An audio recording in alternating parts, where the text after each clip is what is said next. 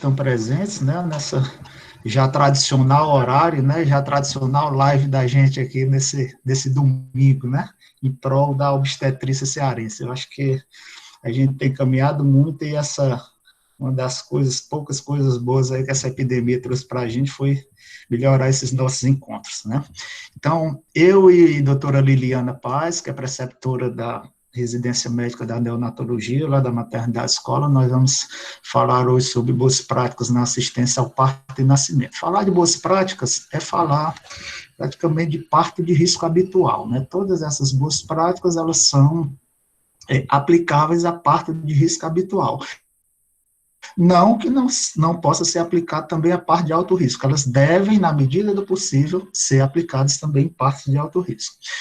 Então, em 1996, a Organização Mundial de Saúde desenvolveu uma classificação das práticas comuns na condução do parto normal, orientando para o que deve e o não deve ser feito no processo do parto. Essa classificação foi baseada em evidências científicas concluídas através de pesquisas em todo o mundo.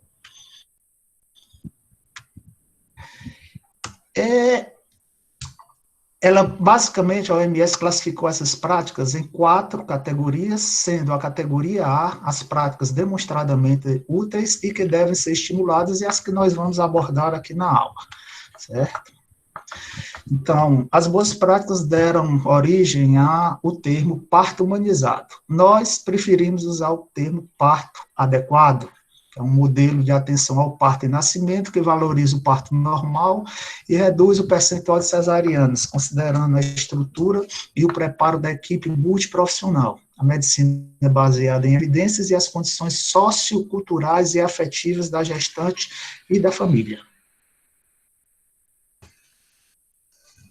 Então, falar em boas práticas é sempre interessante, porque falar em boas práticas é falar em muitos conceitos hoje que a medicina moderna exige, né, e aborda.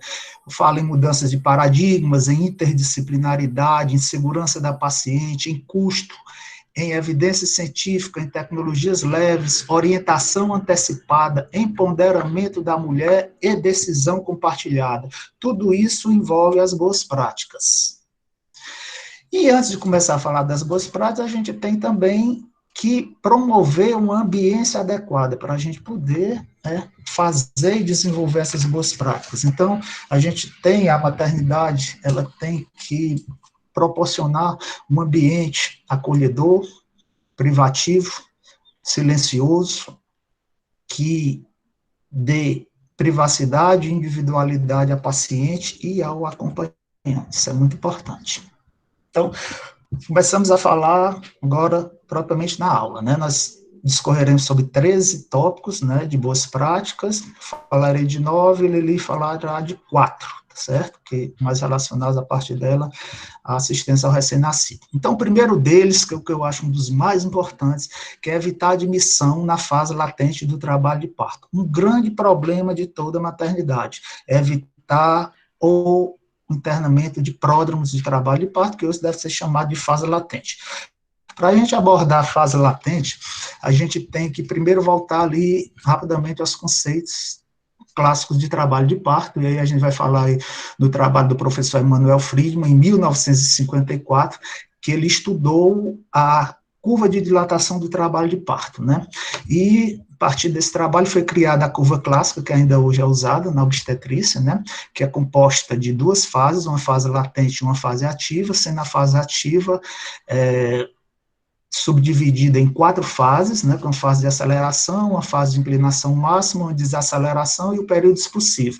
E nessa curva, o professor Friedman define o início do trabalho de parto, aquele ponto onde a curva começa a fazer a inflexão, nos 4 centímetros de dilatação. Mas esse foi um trabalho que foi feito, um estudo foi feito em pacientes na metade do século passado, onde as pacientes tinham uma outra característica e os conceitos e as intervenções no trabalho de parto eram outras. Então, agora, em 2010, o professor Zhang e colaboradores fizeram um grande estudo Center, nos Estados Unidos, onde eles observaram 62.415 parturientes e reestudaram a questão da progressão normal do trabalho de parto, definiram o que era normal e anormal. Nessa curva nova, ele levou em consideração vários fatores, como a idade materna, que hoje mudou, cada vez mais a paciente, ela engravida numa faixa etária mais avançada, o índice de massa corpórea, que hoje é maior das pacientes, a etnia, e intervenções obstétricas são feitas na atualidade, como indução, analgesia peridural e o uso de ocitose. E ele chegou a essa nova curva, que difere um pouco da curva de Friedman, do século passado. Basicamente, essa curva, ele achou que a progressão da dilatação cervical entre os 4 e os 6 centímetros mostrou-se mais lenta e foi semelhante tanto entre nulíparas e multíparas, ou seja, o que é que ele diz? Ele diz que, diferentemente da curva do professor Friedman, a curva nova, é a curva das pacientes contemporâneas atuais, a inflexão começa aos 6 centímetros e o trabalho de parto muito provavelmente começa aos 6 centímetros, ficando esse intervalo entre os 4 e os 6 centímetros naquele limite, com grande probabilidade de ser período de latência ou pródromos, como anteriormente era chamado. Então, assim, o que é que mudou, então, na prática? Né? Mudou que o conceito do início da fase ativa do trabalho de parto teve que ser revisto. As pacientes com dilatações cervicais entre 4 e 6 centímetros têm uma boa chance de encontrar-se em fase latente, e o partograma só deve ser aberto a partir do novo ponto de inflexão da curva, ou seja, aos 6 centímetros de dilatação, certo? Então, isso é o que a gente hoje... Não? Não. Isso que a gente hoje pode estar... a gente tem que levar em consideração quando vai admitir um paciente em trabalho de parto. Pessoal, está aparecendo o slide? Está sim, André. Tá sim, professor. Ok, vamos lá. Então, o que é que se sugere hoje, tá certo? Se sugere que quando aquela paciente que chega na nossa admissão, ela chega com atividade uterina, perdendo tampão mucoso, mas com menos de 3 centímetros, ou ela chega até mesmo com os 4 centímetros de dilatação, mas que tem aquele colo que não é tão bem apagado, ainda está centralizando, ainda está meio posterior, o que é que a gente deve fazer? Deve orientar a paciente a deambular e a ingerir líquidos e reavaliar ela 2 horas após. Se após 2 horas ela realmente apresentar evolução no apagamento do colo, na centralização e na dilatação, se interna. Se não, manda-se para casa, né? E aí você pergunta, é seguro mandar uma paciente dessa para casa?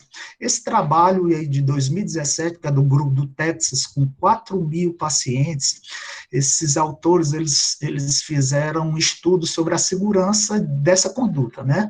Eles selecionaram as pacientes de baixo risco, ou seja, as pacientes com acima de 37 semanas, sem comorbidades, com cartografia normal, membranas íntegras e dilatação de 4 centímetros, que não apresentaram mudança no intervalo de 2 horas, e mandaram para casa. E na volta, eles observaram que não houve nenhum aumento de comorbidade, nem para a mãe, nem para o feto. Então, esta é uma conduta segura e que dá segurança a gente. Agora, primeiro se certifica do estado materno e do estado fetal para fazer isso. Mas aí, é em todo mundo que a gente vai mandar para casa, que não tiver com os 4 centímetros? Lógico que não. Tem que haver decisões individualizadas, né? Então, a gente se baseia no estado físico e psicológico materno, na vitalidade materna, na paridade, no estado do colo, presença de fadiga, na tolerância à dor da mãe e em questões sociais, como, por exemplo, cesárea anterior, múltiplas, todos esses casos que nós vamos falar agora são casos que realmente você tem que admitir ela estando com atividade uterina boa, independente de como esteja o colo, né? A cesárea anterior, as múltiplas, os pacientes com ruptura prematura de membrana, as alterações na cartografia, pacientes com histórico anterior de partos rápidos, pacientes com domicílio distante do hospital, gestações além de 41 semanas, múltiplas idas ao hospital, já aquela paciente que já vem cansada de tanta ida que ela foi, e pacientes que apresentam intercorrências clínicas. Lembrando hoje que essa epidemia do Covid, né, ela impõe com que a gente, em toda internamento da paciente, né, na emergência, a gente rastreie sinais e sintomas da síndrome gripal, do Covid, né, bem como contatos que essas pacientes possam ter tido, a casos confirmados ou em pessoas com investigação, certo? E aí, o que é que a literatura, então, conclui? Que o momento ideal para o internamento é realmente a partir dos 4 centímetros, com colo apagado, bolsa íntegra, uma atividade uterina boa, que você tem certeza do trabalho de parto, mas que você só deve abrir o partograma a partir dos 6 centímetros. E digamos que a gente interne, né? Porque muitas vezes, mesmo os experientes vão internar a fase latente, né? Tá certo? Bem, diante de uma fase latente prolongada, que foi internada, o que é que se deve fazer? Inicialmente, aguardar, né? Orientar sobre a normalidade e a lentidão dessa fase, que a paciente vai ficar mais tranquila, dar suporte, fazer medidas de conforto, como massagem, banho mornos e hidratação oral. Mas se prolongar muito, ou a paciente estiver muito ansiosa, a dor estiver incomodando, tá certo? A gente pode lançar a mão da analgesia peridural, de ocitocina com ou sem amniotomia, nos casos que as contrações não estão bem efetivas, e da terapia do descanso. Isso é bem interessante. Terapia do descanso, você, em alguns pacientes que já estão ali meio cansados, está ansiosa, né, a fase latente já mais prolongada, você pode fazer opioide, se ela estiver internada, morfina, ou então mandar para casa e prescrever um Zolpidem. Né? E os trabalhos, interessante esse trabalho que está aí por último, escrito de Maquin, ele fala que depois dessa conduta que faz a paciente dormir, quando ela acorda, em torno de 40% a 60% dessas pacientes têm iniciado a fase ativa de trabalho de parto, né? Sendo outro método que a gente pode lançar mão, certo? Então, por que evitar a admissão precoce? Aumenta o tempo de internação, aumenta a ansiedade, aumenta as intervenções, o uso de ocitose, necessidade de analgesia e incidência de cesárea.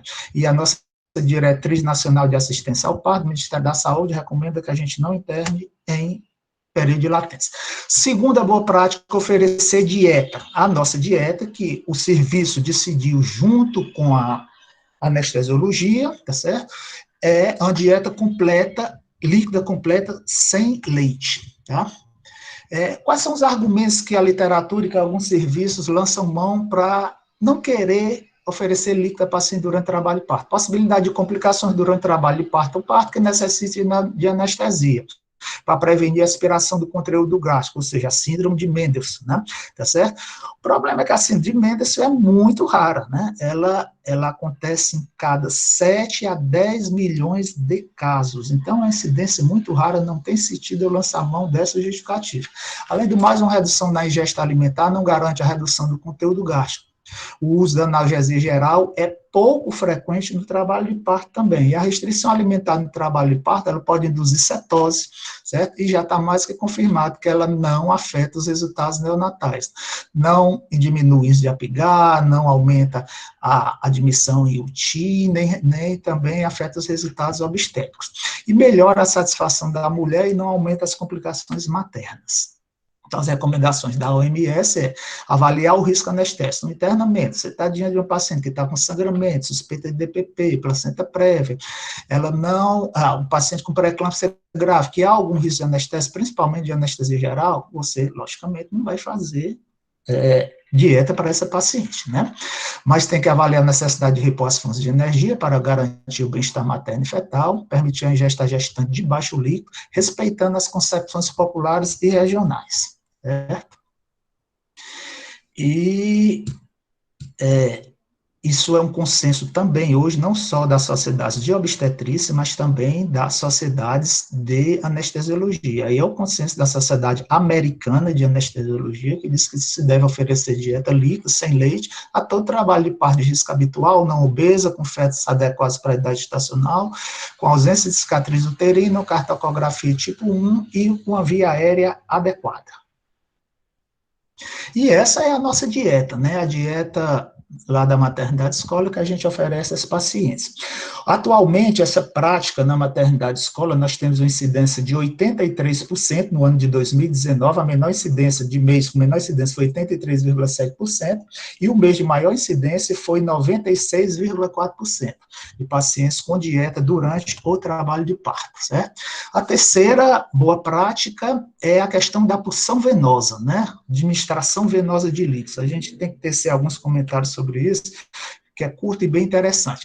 Primeira coisa que a gente deve evitar, porque ela dificulta a deambulação e a adoção de posições verticalizadas. Outra coisa, quando você injeta administra soro glicosado em excesso durante o trabalho de parto, né, você aumenta a glicemia, estimula a hiperinsulinemia fetal e aumenta o risco de hipoglicemia nas primeiras horas de vida para o recém-nascido, certo? E se você infundir soro fisiológico numa quantidade também maior, você pode causar hiponatremia dilucional, certo? E prejudicar a mãe e feto. Mas no caso que você precise fazer algum medicamento ou alguma caso que você precise estar com um paciente com a punção venosa, como é o caso de uma tentativa de trabalho de parto após cesariana, tá certo? Que é necessário que você esteja com acesso venoso, que isso não impeça que você desenvolva outras boas práticas, como é o exemplo da deambulação e posições verticalizadas, tá certo? Durante o trabalho de parto. Essa boa prática também é importantíssima, tá certo? Já em 1668, o famoso Maurisot, no seu tratado de obstetrícia, ele observava que as mulheres sempre tiveram trabalho de parto mais difíceis quando permaneceram demasiado tempo em suas camas durante o trabalho de parto, sobretudo muito pior quando tratava-se dos primeiros filhos do que quando lhes foi permitido andar e movimentar-se, suportando sua barriga sobre seus braços, se necessário. Pois dessa maneira, o peso da criança, estando a mulher de pé, faz com que o orifício interno do útero se dilate mais cedo do que na cama. Suas dores serem menos fortes e frequentes, e seu trabalho de parto muito mais curto. Observação de 1668, de Maurisot. Já agora, mais recente, Caldeira e Bacia, da famosa escola uruguaia, que também estudou aí a atividade uterina do trabalho de parto, né, observou nas pacientes que deambulavam e tomavam postura vertical durante o trabalho de parto, tinham contrações menos dolorosas, de maior intensidade, mais eficientes e rítmicas, certo? Então, esse aí é um trial, é uma revisão sistemática da Cochrane, em 2013, né, são 25 trials, com 528 mulheres, que mostrou que a posição verticalizada e a deambulação encurtou em mais de 1 hora o primeiro estágio do parto e reduziu a incidência de parto abdominal. Certo? A Diretriz Nacional de Assistência ao Parto do Ministério da Saúde, ela também indica a deambulação e a verticalização e diz que ela favorece o encaixamento, as contrações são mais intensas e eficientes, a mulher fica mais cômoda e sofre menos dor. Também, além de facilitar o trabalho de parto, é um método não farmacológico, né, de redução da dor, e a duração do trabalho de parto se encurta, certo? A nossa incidência de parto hoje em posição não horizontal, na maternidade escola, chega no menor mês, em 2019, a 89,4% e no melhor mês a 97,1%. Então, é outra boa prática que está muito bem estabilizada. Então, aí, durante o trabalho de parto também, você vê as posições não verticalizadas, posição de cócoras, de Sims, joelho e sentada. Outra boa prática, também importantíssima, com evidência A, com bastante evidência bem consagrada na literatura, é o suporte humano contínuo. Em que consiste o suporte humano contínuo durante o trabalho de parto e parto? Consiste em orientação antecipada, na participação da enfermagem obstétrica, de doulas e dos acompanhantes, tá certo? Orientação antecipada, ele faz com que a paciente, o acompanhante, que está bem formado pela equipe, tornam-se seguros e participantes, ajudando no processo, facilita no processo do trabalho de parto, certo? E o suporte humano contínuo, ele é dado por uma pessoa treinada, pode ser um amigo, um familiar ou uma doula, tá certo? Uma pessoa que possa estar presente para orientar, apoiar, estimular, ofertar toques, massagens e guiar posições e movimentos. Uma das mais eficazes ferramentas para melhorar os resultados do trabalho de parto e parto é a presença de suporte pessoal contínuo, aí um trabalho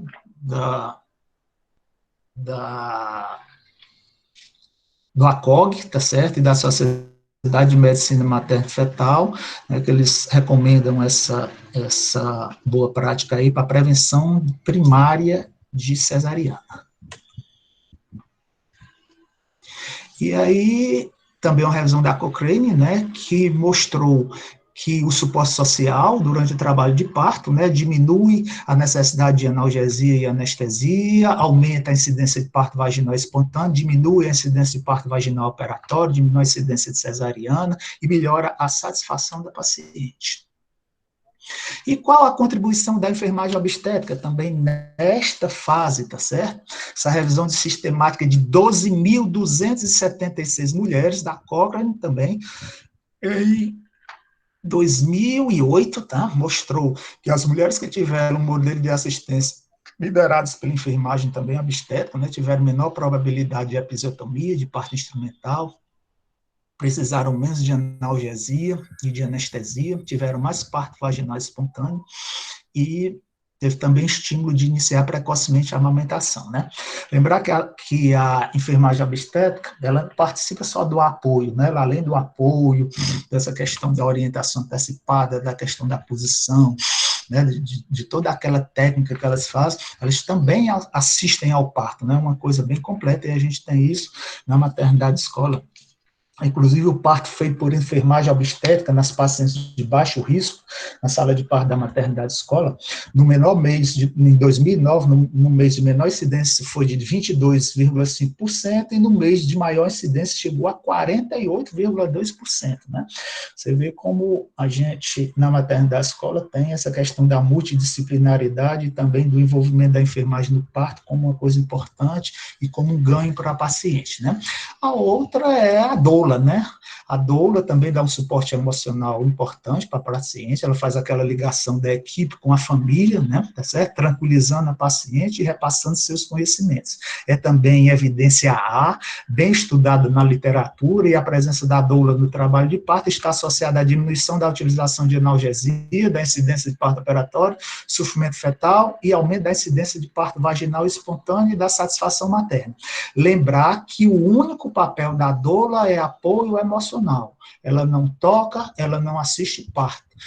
O papel dela é, diferentemente da enfermagem obstétrica, que pode fazer tudo, inclusive a assistência, é só o apoio emocional, certo? E aí um projeto aí do Hospital Distrital Gonzaga Mota, de Messejana, que é bem interessante, eu sempre cito ele, que é a inclusão do pai do parto, né? O pai é sempre importante, a gente vê lá na maternidade escola que o pai, quando está presente como acompanhante, ele ajuda bastante, às vezes até mais do que a mãe da paciente, viu?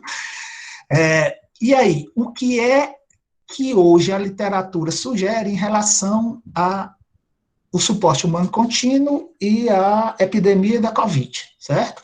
Que todos os acompanhantes devem ser rastreados na admissão, né? Deve ser rastrear sinais e os sintomas em todos os acompanhantes, e os acompanhantes que são sintomáticos, com teste positivo ou contato com casos confirmados em menos de 14 dias, tá certo? Eles não devem ser permitidos como acompanhantes, né? Podem até dar um suporte através de vídeo nas maternidades que oferecem esse tipo de suporte, tá certo? Se o rastreamento for negativo, eles recebem uma orientação da equipe médica e recebem máscaras faciais. E se eles forem ser acompanhantes de pacientes que estão com suspeita ou com Covid confirmado, eles poderão receber face shield ou roupa adequada, dependendo da disponibilidade do serviço, tá bom? E eles também não podem deixar a sala nem retornar.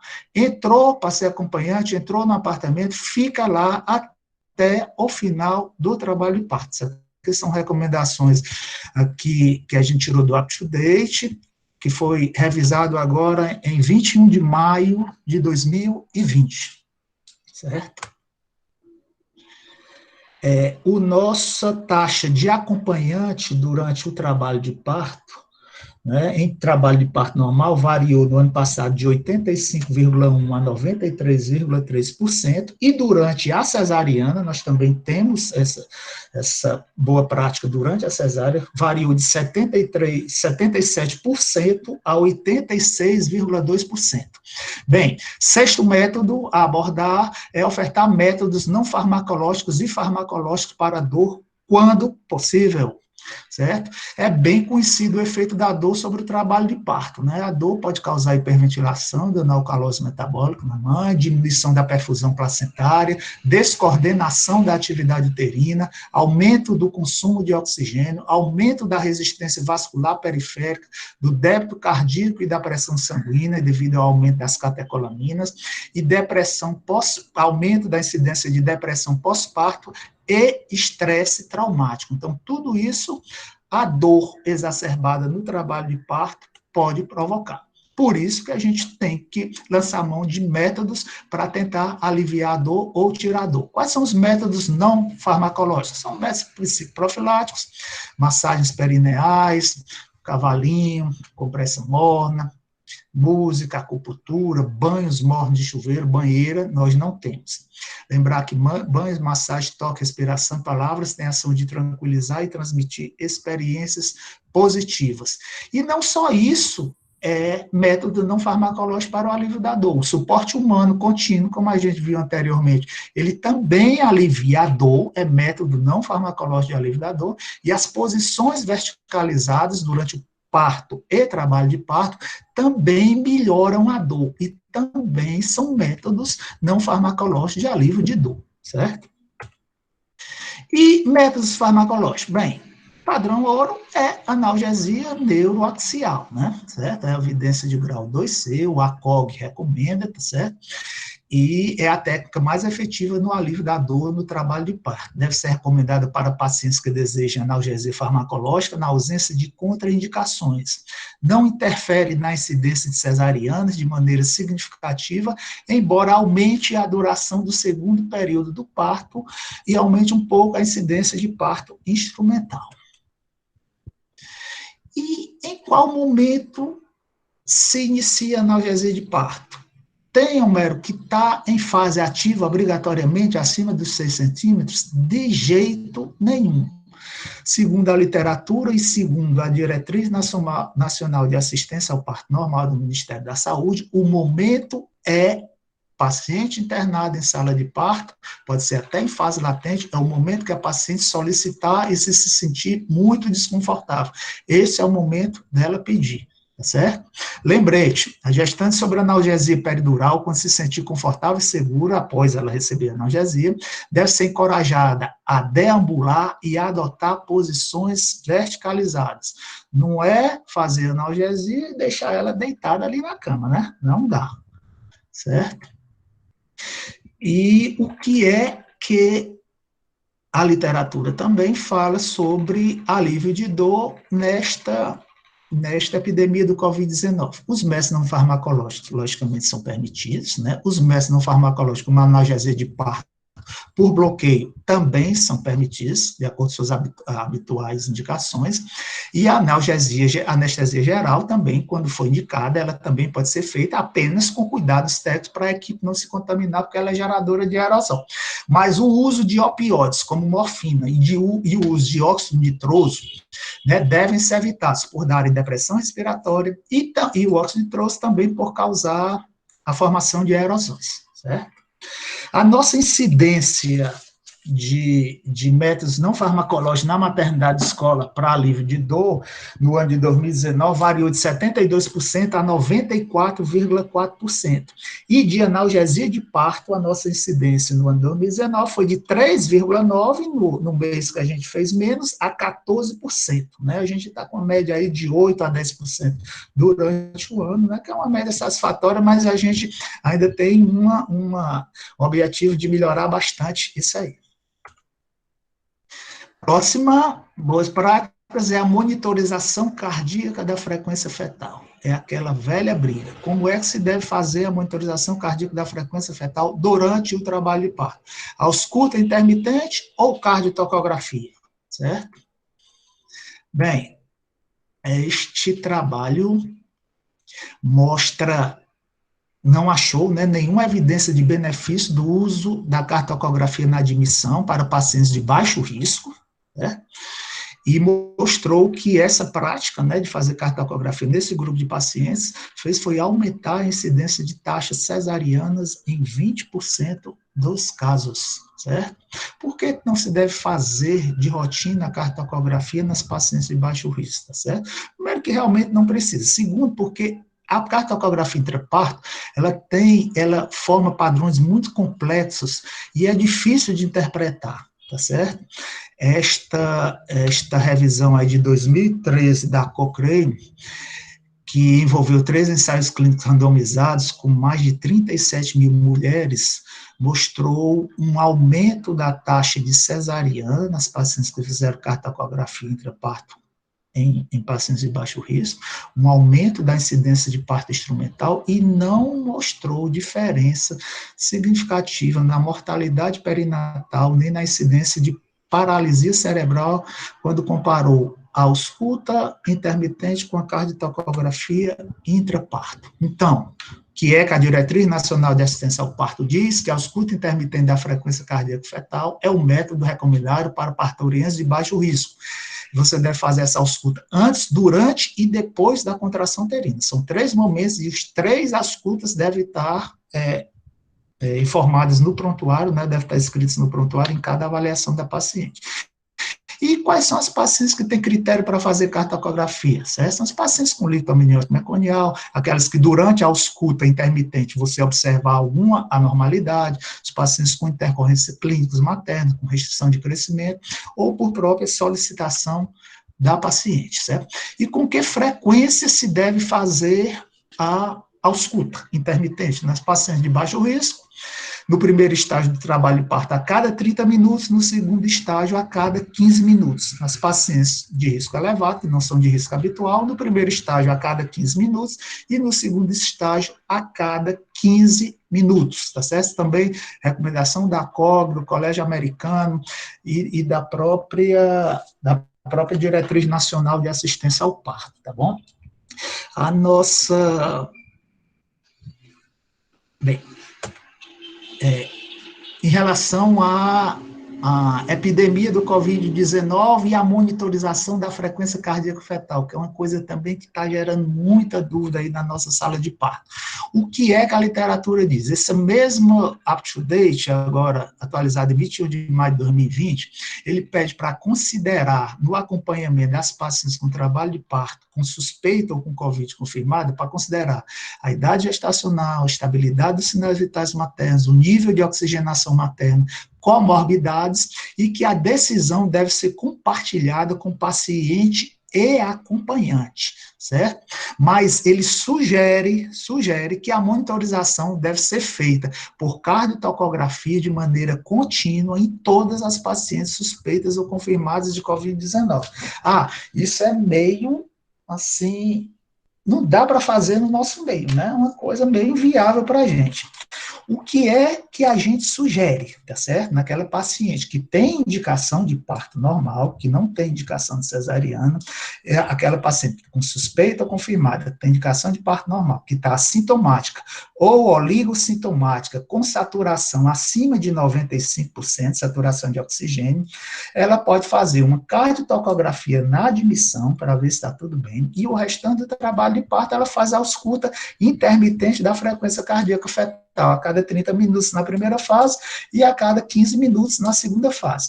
Agora, se esse grupo de paciente tiver já uma dispneia leve, tiver em oxigênio terapia, tiver um raio-x ou uma TC de tórax, que mostre até 50% de comprometimento, pneumonia, e a saturação tiver entre 95% a 93%, ela pode ser acompanhada com cardiotocografia de maneira contínua ou intermitente, associada à ausculta intermitente da frequência cardíaca fetal, a cada 15 minutos na primeira fase e a cada 5 na segunda fase.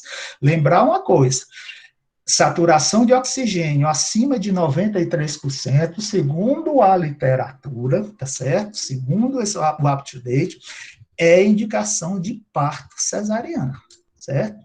Você aceita trabalho de parto em paciente com Covid ou suspeita de Covid, na paciente assintomática ou com sintomas leves de dispneia, que esteja saturando até entre 95% e 93%, abaixo de 93%, indicação de cesariana. E lembrar que a qualquer momento, nesses grupos de pacientes, durante o trabalho de parto, que você identificar uma categoria, estágio, uma cardiotocografia em categoria 2 ou 3, né, você tem que pensar em comprometimento da oxigenação fetal e tem que pensar em pneumonia materna importante, normalmente acima de 50%, comprometendo acima de 50% o pulmão, certo? Próxima boa prática, certo? Episiotomia. Episiotomia é uma coisa que, no meu ver, já está muito bem decidida aí, né, em todos os serviços, né, até nos serviços que tem poucas boas práticas implementadas, né? A episiotomia, a literatura diz que você não pode, né, proteger uma lesão perineal ao mesmo tempo que você causa outra, né? A episiotomia é uma lesão perineal de segundo grau, tá certo? Ela tem vantagem somente de encurtar o segundo período do parto, em alguns casos, né, que você precisa fazer isso, né, e ela só previne laceração de parede anterior da vagina, normalmente são lacerações de primeiro grau que nem necessitam de correção cirúrgica, certo? Então, a episiotomia, ela promove maior dor e demora durante a cicatrização, maior perda sanguínea, um corte maior do que o necessário, maior risco de ocorrência de infecção e maior incidência de dispareunia, certo? Ela não previne trauma cerebral, não previne asfixia perinatal, embora encurte a segunda fase, não previne laceração terceiro e quarto grau, não previne ocorrência de incontinência urinária, não previne prolapso genital. Daí se tira que não se deve fazer episiotomia, tá certo? Lembrar que fazer nascer mais rápido não significa fazer nascer melhor. Então, quais são hoje as indicações de episiotomia, certo?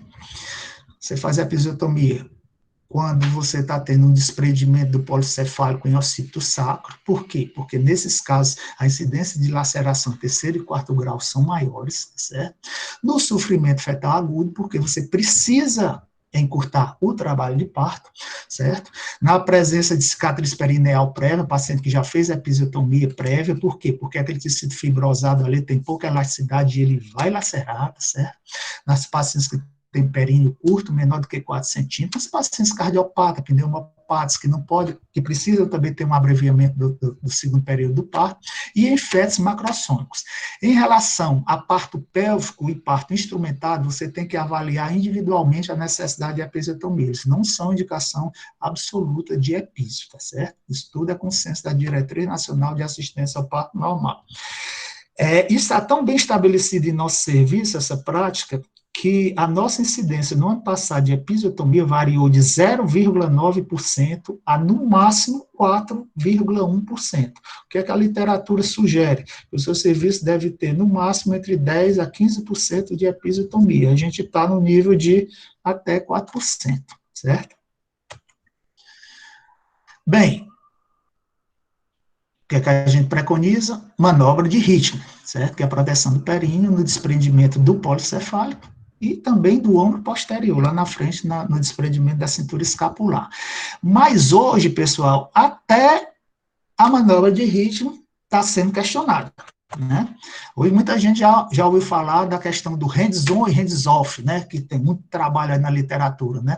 Duas escolas brigando, se você deve proteger ou não o períneo durante o desprendimento do policefálico e do ombro, tá certo?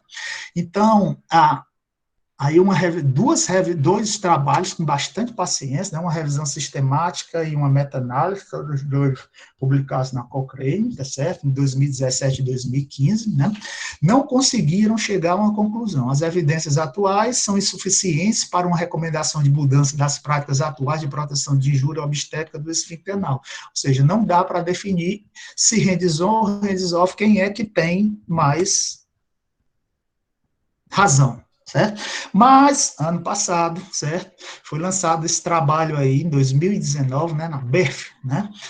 e que estudou os efeitos de um programa de intervenção para reduzir traumas perineais severos durante o segundo estágio de trabalho de parto.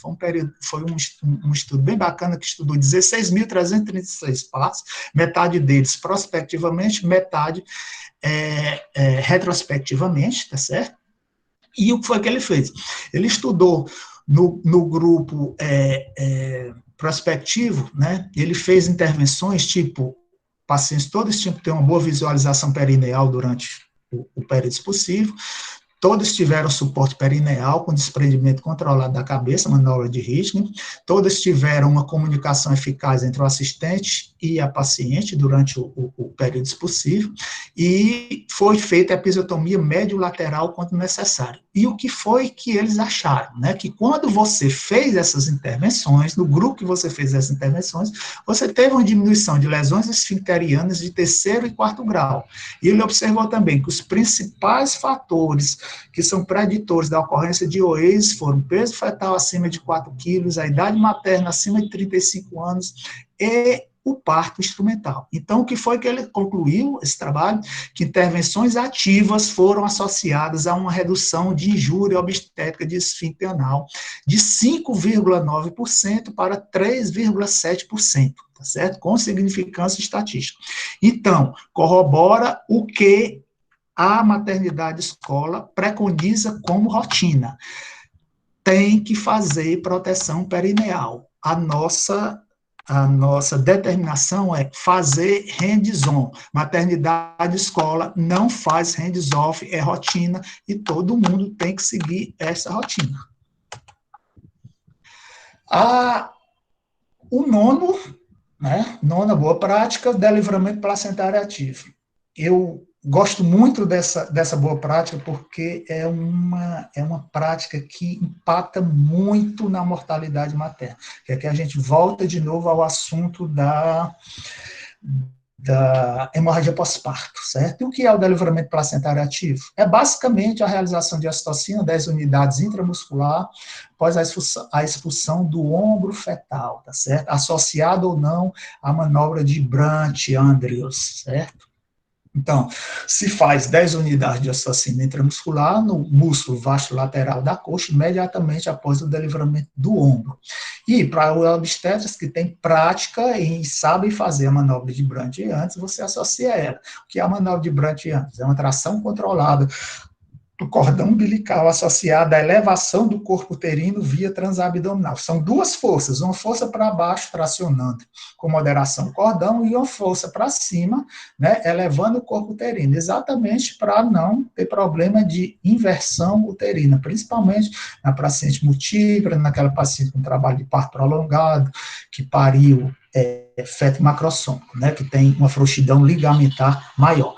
Isso é uma prática tão instalada lá no nosso serviço que 100% das pacientes que têm parto normal, elas realizam isso, né?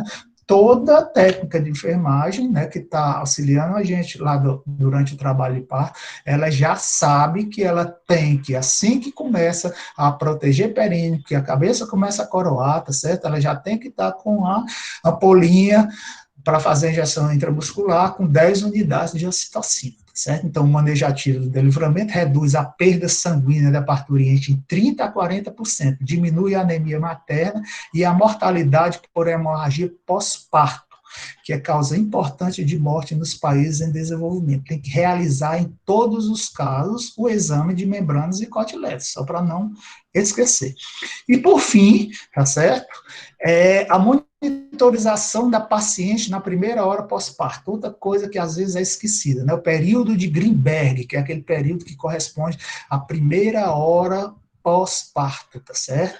Que é aquele período onde vai ocorrer o miotamponamento e o trombotamponamento, e onde ocorre o maior risco de hemorragia pós-parto. Né?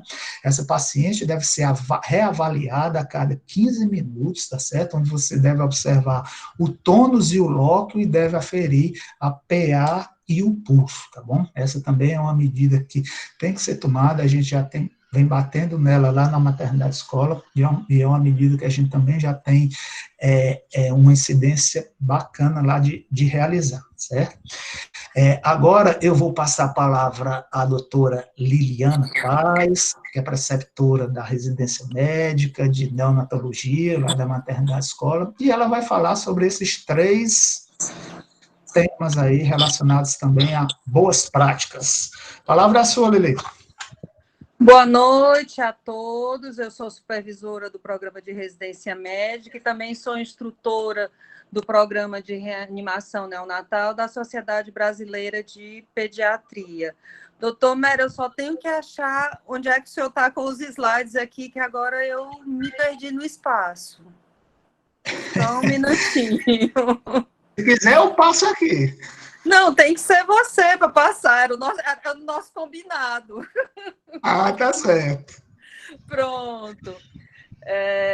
Bom, o doutor Mero já delivrou placenta, o bebê já nasceu, já está na primeira hora, mas aí a gente vai voltar um pouquinho atrás nas boas práticas ao parto, pela visão do neonatologista, certo? E as boas práticas a parto são o contato pele a pele, a ligadura tardia do cordão e a amamentação imediata, que já estão muito bem estabelecidas, que já têm N publicações, meta-análise, e até o momento mostram vantagens fantásticas, certo?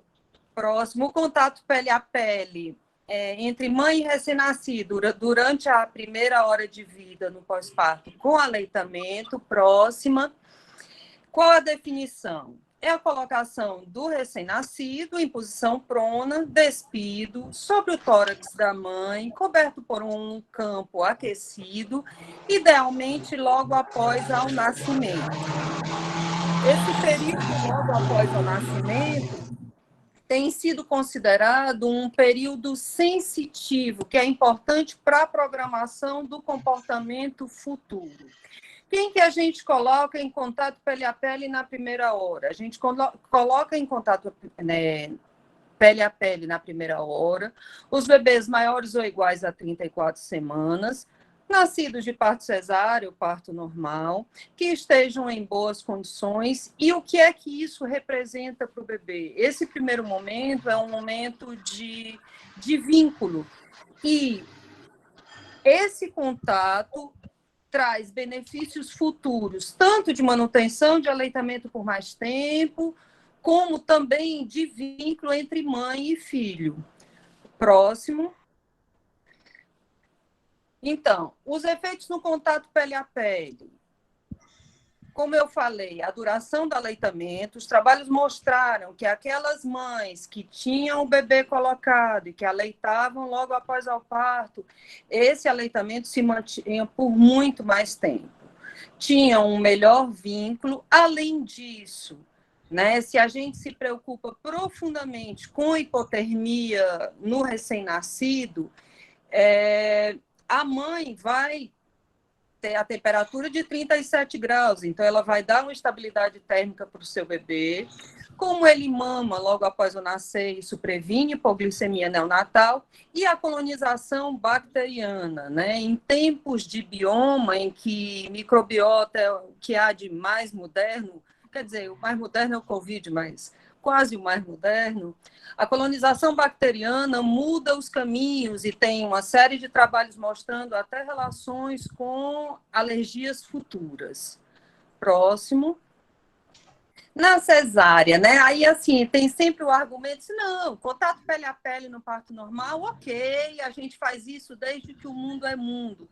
Mas e na cesárea? Na cesárea a gente consegue também, desde que a mãe esteja bem, não esteja nauseada, não esteja vomitando, esteja consciente, a gente tem como colocar o bebê em cima da mãe, observando, né? Não é colocar o bebê e esquecer. Você vai observando como é que está a respiração, cor, tônus, movimentos, certo? E vai vendo como é que esse bebê vai ficando. Normalmente, como essa mãe está numa posição que não é favorável para ela, a gente pede um apoio do acompanhante ou o próprio neonatologista ajuda, certo? E tem que ter controle da temperatura do ambiente para que esse bebê não faça hipotermia. A gente mantém a temperatura de ambiente entre 23 e 26 graus, como é a orientação. E aí pode colocar o bebê em cima da mãe. Próxima. E as vantagens, né? As vantagens para o bebê, a gente tem as vantagens a curto prazo e a longo prazo, certo? De curto prazo, você vai diminuir morbidade, mortalidades neonatais pelo aleitamento materno, especialmente num país como o nosso, em que a gente sabe das limitações econômicas das mães. Aleitamento pode ser a diferença entre viver e morrer. E se eu vou conseguir manter um aleitamento por mais tempo, isso vai fazer diferença, sim, na vida desse bebê. E, independente disso, mesmo aqueles bebês que nasceram em famílias que têm uma condição socioeconômica melhor, o aleitamento materno faz muita diferença tanto de curto prazo, né? A gente está vendo a quantidade de alergia à proteína de leite de vaca, como de longo prazo também, que aí tem N trabalhos, que aí são os de longo prazo, desde coeficiente de inteligência, redução de síndrome metabólica e inúmeras coisas. Para a própria mãe, isso ajuda a liberação de ocitocina e vai ajudar a contração uterina e o útero voltar para o lugar, certo? E todo o suporte emocional que isso vai fazer para esses bebês. Além disso, a mãe, com o aleitamento materno, tem uma melhora da recuperação do peso pós-gravídico, ela volta mais cedo, e isso daí também é outra grande vantagem, como melhora dos riscos de síndrome metabólica, diabetes tipo 2, e também, além disso, câncer de ovário, câncer de mama, que o aleitamento materno previne, e vocês sabem muito mais do que eu. Próxima. E a ligadura tardia do cordão, né? Quem é que a gente vai ligar? Varia. Certo? Aqui a gente está falando basicamente de parto risco habitual, certo? E aí, nos bebês com idade gestacional maior ou igual a 34 semanas, eu vou ligar entre 1 e 3 minutos de vida.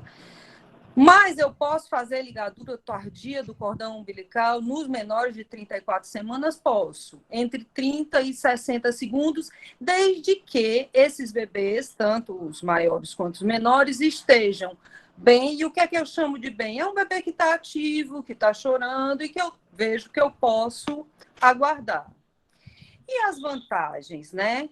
Quais as vantagens da ligadura tardia do cordão umbilical? A transição cardiorrespiratória, ela se faz de uma forma mais adequada. Além disso, esse bebê ele recebe um volume de sangue a mais e ele tem uma reserva de ferro melhor, tanto nos a termo quanto nos pré-termo. Isso vai fazer com que ele faça menos anemia mais adiante, e a anemia na primeira infância está ligada a coeficiente de inteligência mais adiante.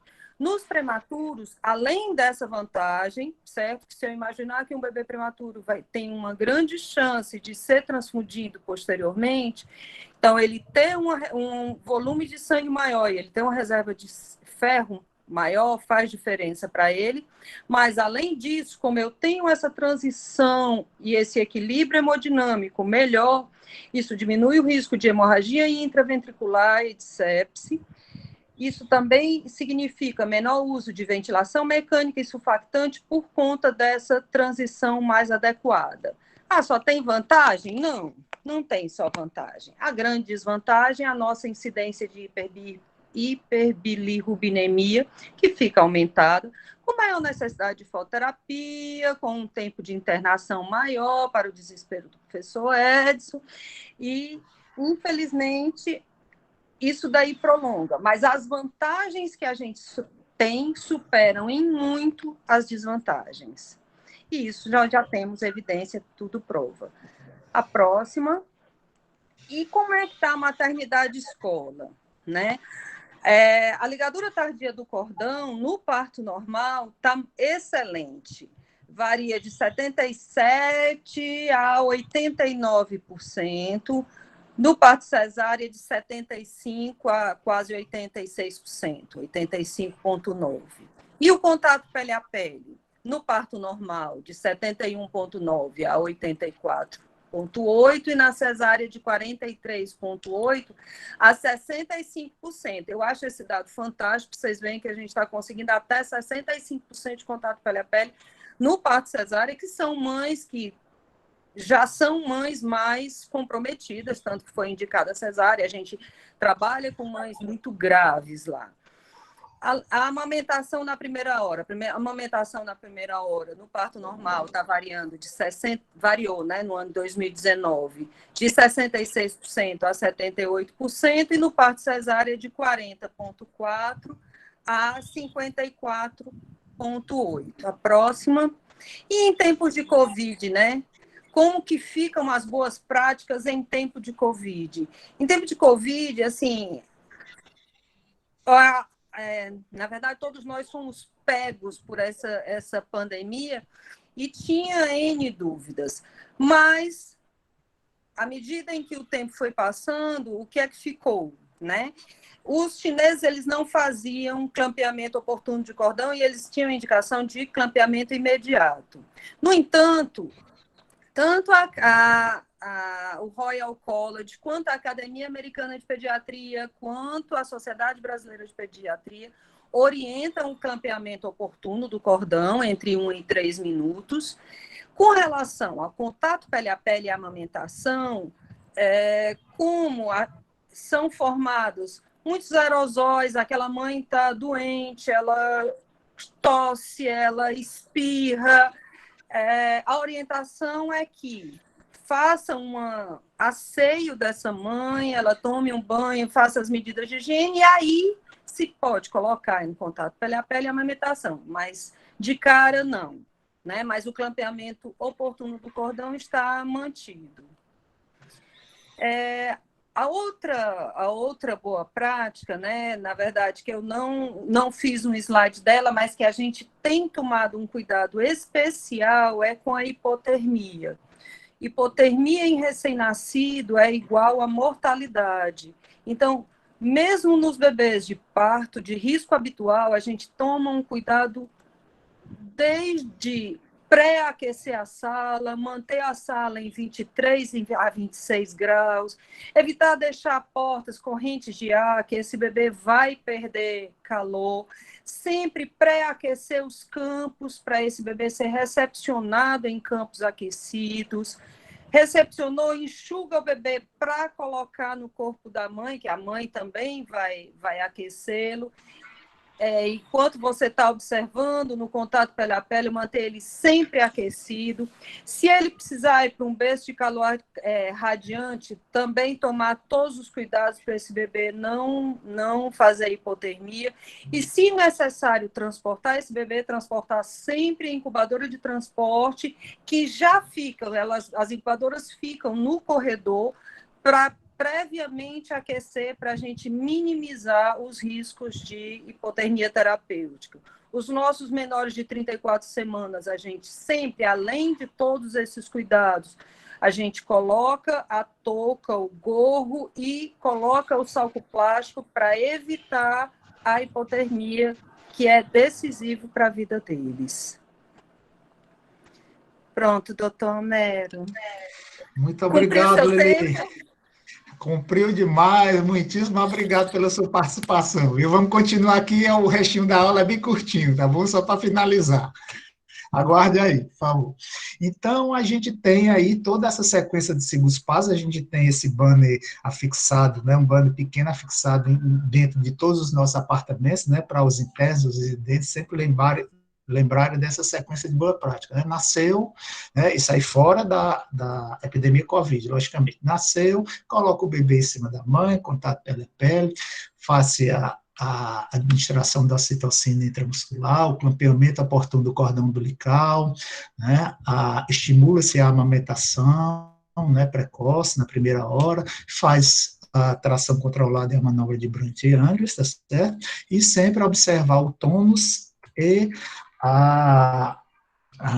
o sangramento, né, no período de Greenberg e a primeira hora pós-parto a cada 15 minutos, certo?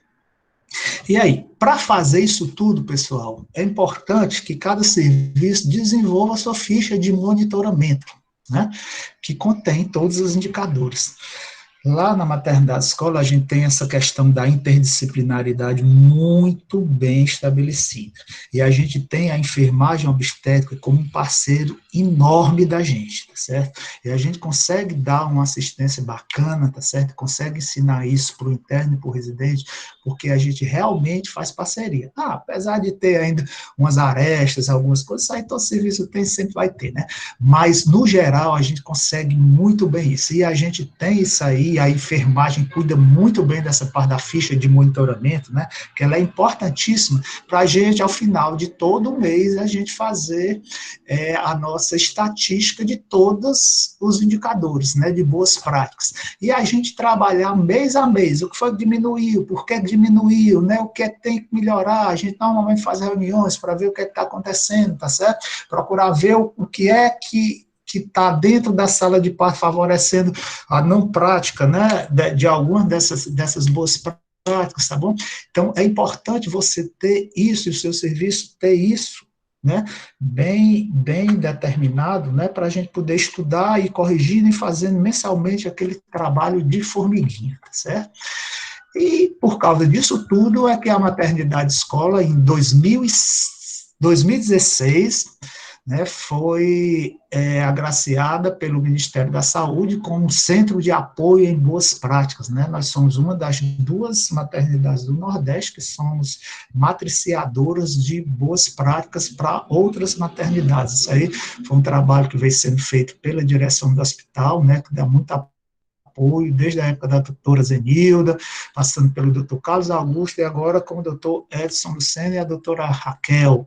E aí uma homenagem ao doutor Galva de Araújo, nosso primeiro diretor, né, uma pessoa que é referência mundial até hoje nessa parte da medicina social, foi um dos grandes iniciadores, precursores da humanização do parto, tá certo? Um trabalho que ele fez com parteiras, né?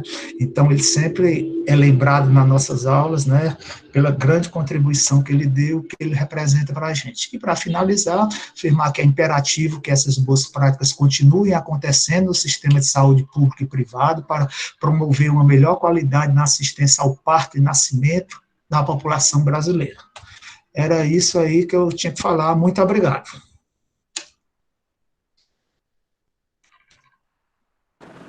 Obrigada, doutor Mero, pelo convite. Eu que agradeço, Lele, sempre a sua boa vontade de ajudar a gente, né, em contribuir aí para a disseminação desses conceitos, né, tá certo, para os residentes, e mostrar, né, que a gente trabalha em parceria, em interdisciplinaridade, que uma sala de parto é feita pela obstetrícia, pela enfermagem, pela anestesiologia, pela neonatologia, pelo serviço de psicologia, assistente social, nutrição. A gente sempre se esforça muito e tenta muito praticar essa questão da interdisciplinaridade na maternidade escola, né? Doutor Edson Lucena, algum comentário? Não, Homero, eu gostaria de parabenizar, né, a apresentação sua e da Liliana, apresentação concisa, direta, baseada em evidência, e trazendo o que a gente preza bastante na maternidade, que são aqueles pilares que irão manter o funcionamento adequado, né? A interdisciplinaridade, o respeito à atuação da equipe de forma conjunta, a utilização das boas práticas e o cuidado centrado na mulher. Tá? Fiquei muito feliz com as apresentações de vocês e saber que isso é possível que a gente dissemine para a população como um todo. Parabéns, aulas excelentes. Parabéns, doutor Mero. Aqui no chat não tem nenhuma pergunta. Alguém quer se manifestar? Alguma pergunta? Questionamento para os dois? Não é elucidativa que não tem nenhuma pergunta, só elogio, né? Só elogio. Elogio é chover no molhado aqui, né, professor? Doutor Mero? Oi. Doutor Elson, por favor. Doutor Mero, só para exemplificar hoje a sua aula, tudo bem? Nós tivemos uma paciente hoje no plantão de hoje de tarde, na maternidade escola, 13 anos, que se muito beneficiou da analgesia de parto e todos os cuidados, viu? Então isso funciona, a paciente já estava muito ansiosa, pedindo pelo parto cesariano, e quando se usou todos esses métodos, né, ela conseguiu ter êxito no parto normal. Então, que nós possamos ter esse esforço, né, correr atrás, seguir esses exemplos, e que os nossos pacientes, parturientes, só tenham a ganhar com isso, viu? Parabéns pela aula. Muito obrigado, professor Elcio. O professor Elcio é sempre também um grande colaborador nosso, né? Também é preceptor da residência lá da César Carlos, né? Formador de opinião também, né? E também um dos grandes nomes e dos grandes indicados aí de queridinho da nossa residência, né, Elcio? São seus olhos, ó. Obrigado. Ok. Homero, tem uma pergunta sobre se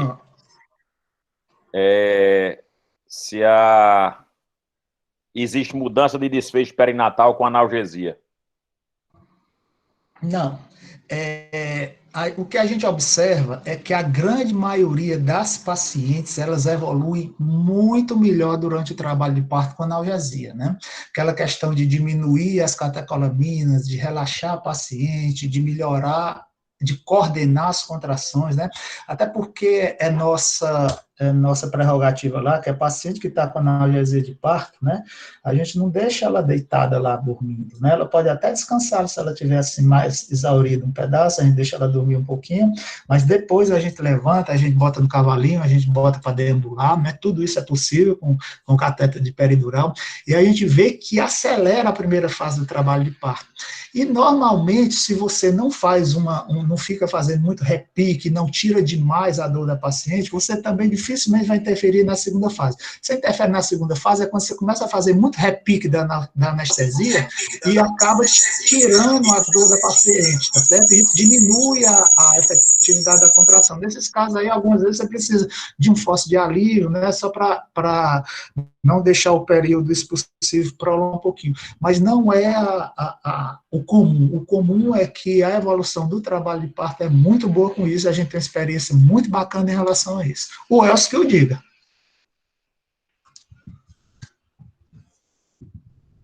Mais alguma coisa? O professor Elvésio está perguntando alguma coisa sobre os novos parâmetros de duração do período expulsivo, imprimipra e multipra, com e sem analgesia.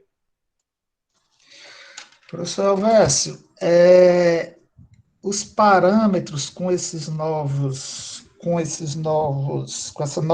trabalho aí do Zhang, em relação ao segundo período, não tem, certo? Não existe um tempo máximo, tá certo? Vou começar pelo segundo período, certo? O que é que eles definem? Eles definem que o que é que o Colégio Americano, né, e aquele trabalho que é importantíssimo do Colégio Americano, junto com a Sociedade de Medicina Materno-Fetal de Prevenção da Primeira Cesárea, eles definem que enquanto o menino, na segunda fase, enquanto a cabeça estiver rodando ou descendo, mesmo que minimamente, e que a mãe e o feto estejam bem, você deve insistir no parto vaginal.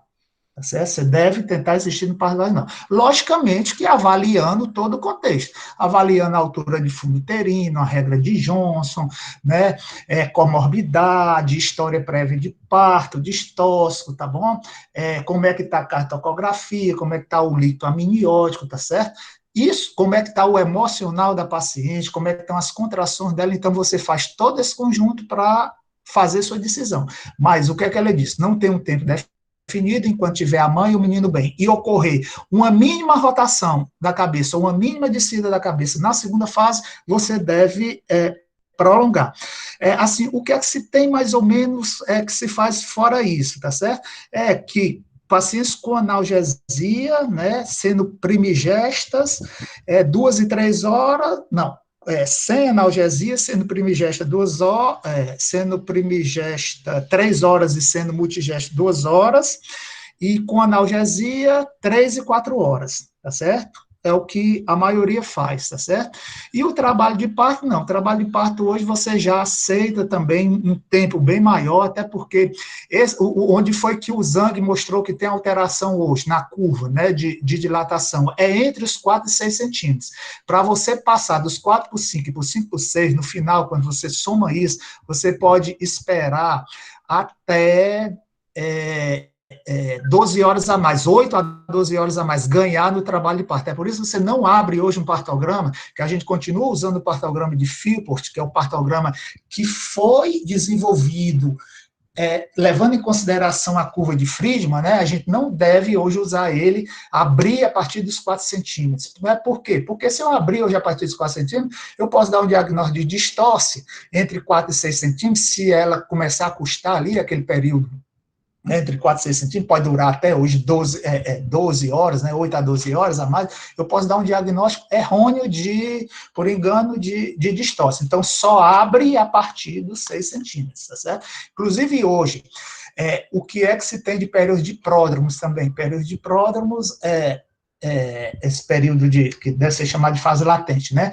Segundo Friedman, até 20 horas era o máximo de pródromos que se aceitava. Hoje, com a curva de Zhang, você aceita 24 horas em primigesta aliás, 24 horas em multigesta e 30 horas em primigesta.